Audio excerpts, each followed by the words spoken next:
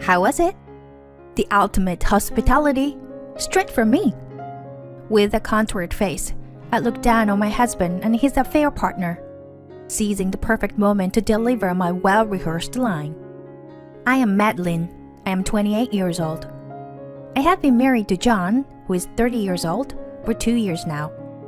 I finally conceived my long-awaited child, and I am in the midst of a blissful maternity life.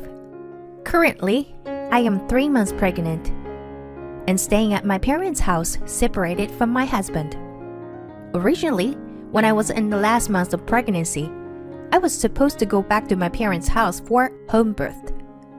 Since you are a first-time mother, if something happens while you are alone at home, I might not be able to rush home immediately because of work commitment. I would feel safer if you stayed at home with your parents. Upon hearing these words from my husband, I decided to return to my parents' house a bit earlier than planned. I don't really worry because my prenatal checkups have always been smooth sailing. But if it brings peace of mind to my husband? At that time, I had no idea that my husband was doing such things behind my back. Around the time I entered the 8th month of pregnancy, I needed something that I had left at home, so I drove my car back to the house. It happened to be a Saturday, and my husband was supposed to be home on his day off. Wanted to surprise him? I intentionally didn't inform him in advance. I arrived at the house and quietly opened the door. "Welcome home. How was your day at work?" I energetically entered the living room, saying my usual greeting, but there was no one there. It was already past 12 o'clock, so normally he would be awake. And the curtains were also open. It didn't seem like he had stayed out overnight. I wondered if he had gone back to sleep for a bit. I peeked into the bedroom, but sure enough, my husband was nowhere to be found. It seemed like he had gone out. Well, it's a day off, so these things happen, right? Feeling a bit disappointed that my surprise failed, I shrugged it off and only took what I needed before leaving the house. That night, when I called my husband, in between updates and chit-chat, "By the way, were you somewhere today?" I casually asked, not thinking much of it. "What are you talking about? I didn't go anywhere. Yesterday, I had to work late due to overtime, so I just slept at home." That was my husband's reply. "Oh, I see. You had a tough day. Good job." Although he played dumb, I could sense that something wasn't right deep inside. My husband was lying. But why? Why would he need to hide the fact that he went out on a day off? That small suspicion at that time remained like a thorn in me. The following week, I headed home once again. I planned it for the weekday daytime when my husband was not around. And once again, I kept it a secret from him. I told my parents that I was going to retrieve something from home. But the true purpose was to uncover the truth behind my suspicions about my husband. I quietly opened the door and entered the room. But my husband wasn't there. I could freely search the entire house without any hesitation. To cut the chase, there was a harvest. A tremendous harvest, indeed. Evidence of the affair came pouring out in abundance. Among them, the most significant evidence was found on the computer. Perhaps due to the carelessness of assuming I, his wife, wouldn't be present, he hadn't set the password for the computer. I immediately looked at the data, and there was a folder named 3. It looked suspicious at first glance. When I opened it, it was filled with images of a young woman and my husband smiling together joyously. They had been going out to various places, from trendy cafes to restaurants with breathtaking night views, even Disneyland. And shockingly, there were pictures of them on a hotel bed. Checking the data on the photos, I discovered that their dates had started approximately a month before I had planned to return to my parents' house. I proceeded to copy all the images onto an external memory and safely stored it in my bag. I couldn't recognize the face of the woman involved in the affair. First and foremost, I wanted to know who this woman was and where she came from, so I devised a plan. I went to a nearby shopping mall to buy ingredients of dinner and returned home, waiting for my husband. Whoa! Huh? When my husband came home, he seemed surprised to find me there. I came here as a surprise to make dinner. I'll take care of everything. So why don't you go take a bath? With that, I swiftly ushered my husband into the bathroom. After confirming the sound of water from the shower, I took out my husband's smartphone from his bag. The lock number hadn't been changed since I accidentally saw it before, so I easily logged in. And there, I discovered emails exchanged frequently between my husband and his affair partner. In those mails, the partner's name was also written as 3. Curious, I checked the contents and found a name that seemed to belong to a woman named Tria. Latin for 3 is Tria, so it must be related. I took photos of the affair partner's full name, contact information, and any other details I could find on my own phone, but I ran out of time. My husband seemed to have finished his shower and came out. I returned his phone to his bag, as if nothing had happened. After that, I had dinner with my husband with an innocent look on my face. Since it's gotten late, maybe I should stay overnight. Suddenly, I decided to spend the night. We engaged in casual conversation before going to bed. In the middle of the night, I quietly got up and set up email forwarding on my husband's phone. Now, I would have access to all the exchanges between my husband and his affair partner. Looking down at my peacefully sleeping husband, a triumphant smile crept across my face. The next day, my husband went to work, and I returned to my parents' house. Within that day, I bought a personal laptop for myself. I had a computer at home that my parents were using, but I didn't feel comfortable opening images of my husband's affair or backing up evidence of the affair. Using the computer I purchased, I researched on the internet and found that I could divorce my husband based on the evidence of the affair I had on hand. Turns out, I can get alimony too. However, I wasn't just thinking about myself anymore. While gathering evidence for a critical moment, I decided to prioritize the birth of my child first. 2 months later, I safely gave birth to a baby girl. Although my husband wasn't present at the delivery, he came to visit me and offered kind words. But I knew that on the night he returned from the hospital visit, he had met with his affair partner, Tria. To avoid stress on my body, I tried my best not to think about my husband until the birth was over. After giving birth and gazing at my daughter's sleeping face, I deeply thought to myself, it's just not possible. I should get a divorce from my husband.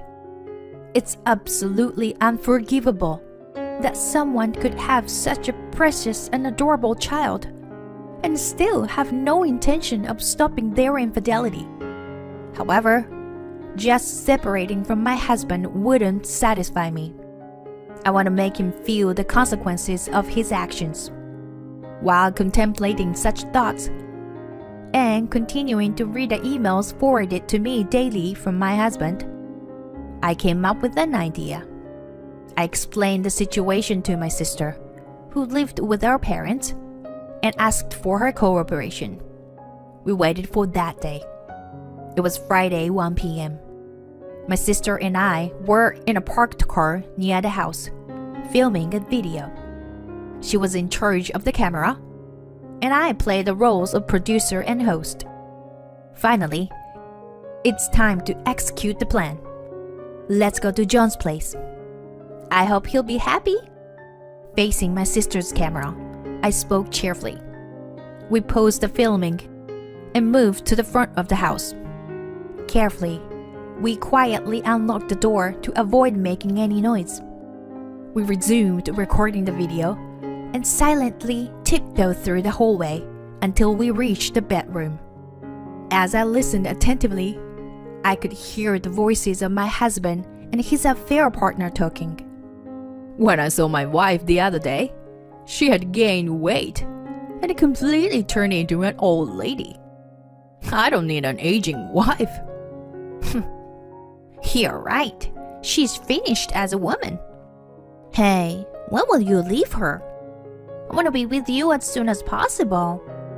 In the next moment, I burst through the bedroom door with a wide smile on my face. Hey, John! And you, right next to him. Welcome to the surprise party. Wait, Madeline? Yes, I'm Madeline. And the aging wife. Today, we've come to celebrate your birthday, John. I cheerfully made the declaration and looked towards the bed, but I was taken aback. My husband was lying on his back, completely naked, with handcuffs on both wrists. Unfortunately, I recognized these items. When I searched the house in my husband's absence, I had found them hidden in the back of the closet and took photos of evidence. I never expected to encounter them again in this manner. For some reason, the strange situation had me all worked up. Oh, it seems the costume party is already in full swing. I feel underdressed. I didn't bring enough enthusiasm. I playfully joked and made noise with the party cracker in my hand, facing my sister's camera. Happy birthday! My husband, taken aback, muttered quietly. My birthday is next month, though. Oh, right. I got so caught up in planning the surprise celebration that I completely forgot. Seeing me in a super high-spirited state, my husband was at a loss for words. I couldn't let him think that this was the end of it. With my next move in mind, I took out a container from the cooler bag. I've also prepared a celebratory dish for you. It's something a little out of the ordinary. A luxurious delicacy. Give it a try. I opened the lid of the container and showed it to my husband. What is this? My husband screamed and stumbled back, hitting his head against the wall. What is it? It's pizza. Pizza? Where? I mean, it's insect pizza. What I showed to my husband was a homemade insect pizza with crickets, mealworms, and beetle larvae placed on top of the pizza dough. Do you know about entomophagy? The consumption of insects as food.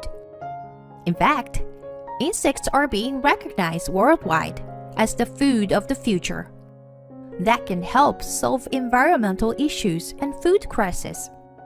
However, my husband absolutely hates insects. He has an ingrained aversion to even looking at or touching them. Of course, I am well aware of this. Don't worry. The ingredients were purchased from a manufacturer online. They are meant for consumption. Besides, John and Tria, if you were the only two left after humanity's demise, you wouldn't survive unless you could eat insects, right? You would become like Adam and Eve, wouldn't you? Huh? Why would you say that? The affair partner seemed speechless, perhaps because I called her name. I also won't expect that I was speechless when I read your emails. No matter how much I, the wife, am in the way. If humanity were perished and only the two of us remained, we could get married, right? I feel the same way. It would be nice to be like Adam and Eve.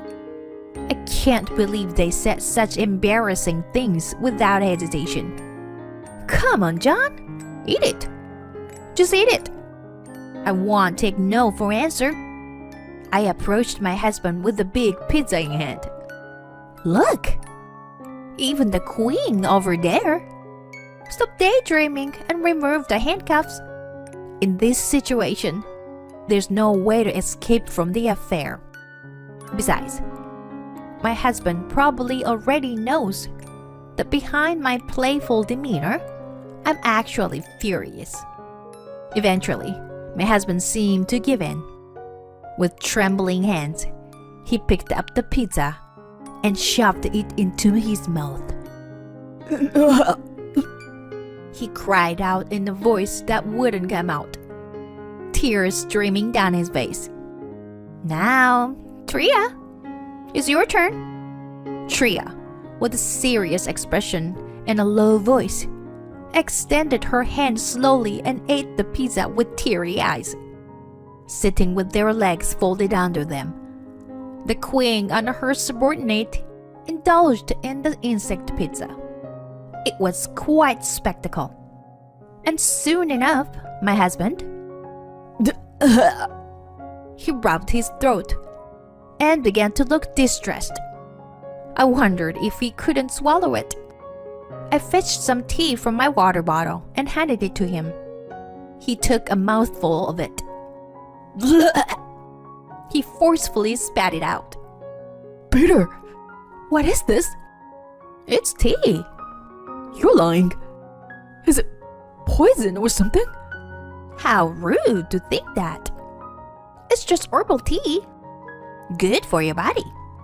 Herbal tea? What the hell is this?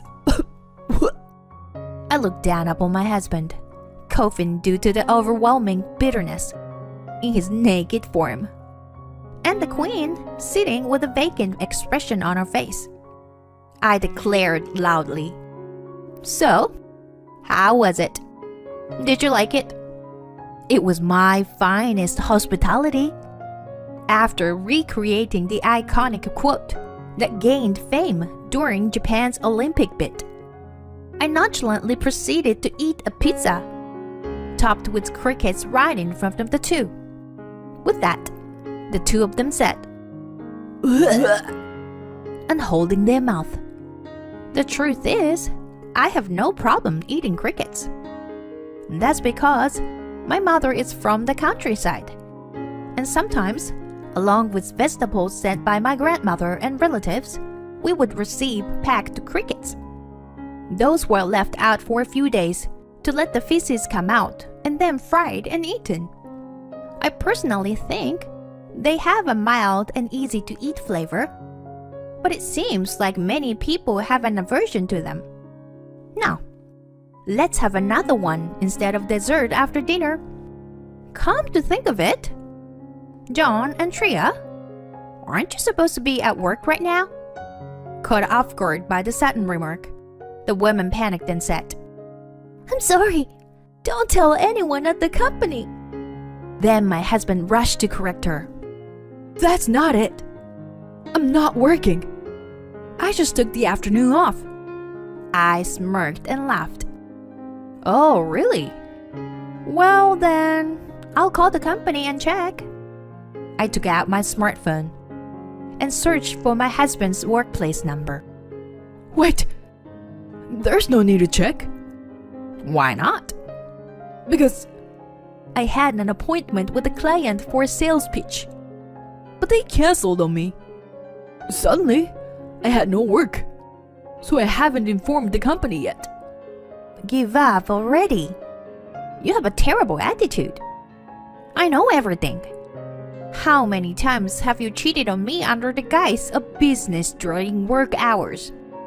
At that moment, the woman got angry and shouted, "This is awful. You're exposing everything to your wife. You lied about leaving her and marrying me, didn't you? I've had enough. I'm leaving." I stood up and tried to stop the woman, who was about to leave with her clothes in hand. And I said, "Wait! Before you leave, please sign this declaration." It contained an acknowledgement of the affair with my husband and a commitment to engage in discussions regarding alimony and other matters in the future. I also asked her to provide her address and contact information, of course. "Just so you know, I have gathered evidence of the affair. If you try to resort to violence against me and run away, I will go to the police with the video I am currently recording as evidence." The woman sighed and reluctantly signed the declaration, showing no signs of remorse, but realizing she couldn't escape the situation. Then, I also had my husband sign the same document, and I stopped recording the video. My sister and I returned to our parents' house. Afterward, I told my parents about my husband's affair and the decision to get a divorce. But they weren't very surprised. I had refrained from telling my parents anything to avoid causing them worry, but it seems they had a faint sense of it. It turns out, I had stopped bringing up my husband's topics in conversations. I deeply realized that I couldn't hide anything from my parents, and I felt a sense of guilt. I sought help from my family and found a lawyer specializing in divorce, and I was able to successfully divorce my husband. I obtained custody of the child, and my husband and his affair partner were required to pay me alimony. Furthermore, my husband has the obligation to provide monthly child support for our child. The images found on my husband's computer and the emails exchanged between them served as sufficient evidence of the affair. The video that my sister took of me that day, when I went over the scene of the affair, I just saved it and put it in my collection. Upon looking back, I feel embarrassed because I realized that I had gone too far and acted recklessly. I was able to get him to sign the declaration, which was the original purpose of the project. Seeing the two pitiful faces was a bit refreshing, so I guess we can call the result a blessing in disguise. It has been 6 months since then. After divorcing my husband, I had been living with my daughter at my parents' house. Until my daughter turns 1 year old, I am focusing on childcare. But gradually, I plan to enroll her in daycare and eventually return to work. While I lead a peaceful life, my ex-husband and his affair partner seems to be facing various difficulty. My husband and I got married while working at the same company, as there is still a colleague of mine at my husband's work who has returned to work after maternity leave.